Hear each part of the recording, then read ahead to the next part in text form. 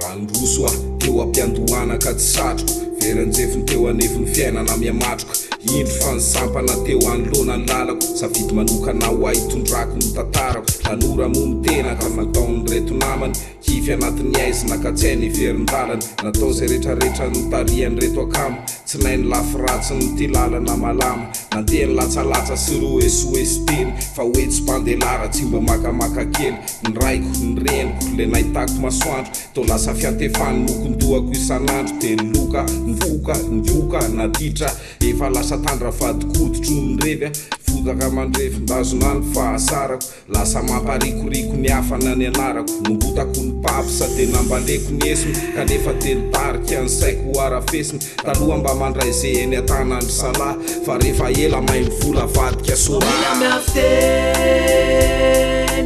tinao afaka aminao ny jaly mba ho hambopom-pirenena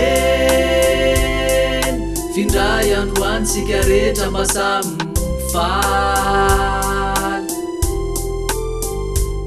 lasa saina mandinika ny zaza-kehitriny rendrarendra sy atalana rehetra sono iriny na zazalana zazavafy na tsy manatsiny verivery foana ny asiny mahaveritsiny tsy hoe menakendry fefalalana ny diavoko airato maso ry rala sy anabavoko mifo maraina ty any anaty bara miala vazony feno tondromolotra ny lalana ho diavony ahitsoko fianaovo anatin'ny revy mievera malama ho an'ny lalana sopotraka mianjera mihevitra ny tena no tanora mandramaty nefa lavo sendra olana ny akafany miatsampy tsamba ny rendrarendra lava elafa tsy mba miaritra satria le mahasoto natakalo mahafinaritra elatsy laitra ny balany fananarany io tsarovo so misy antenaina fa ny ratsy atao Mila miavo tena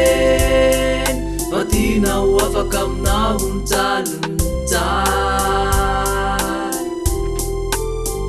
mba ho hambopom-pirenena findray androany sika rehetra mba samy mifaly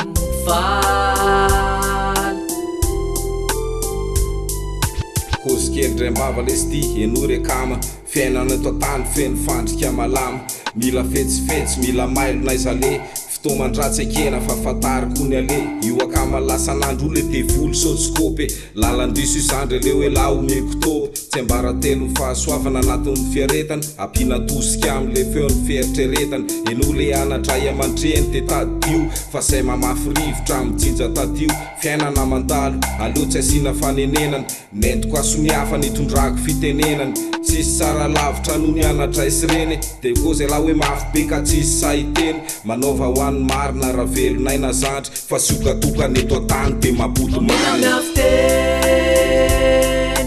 tinao afaka aminao ny jaly mba ho hambopom-pirenena findray androany sika rehetra mba samy mifaly Mila miavo tena tinao afaka aminao ny jaly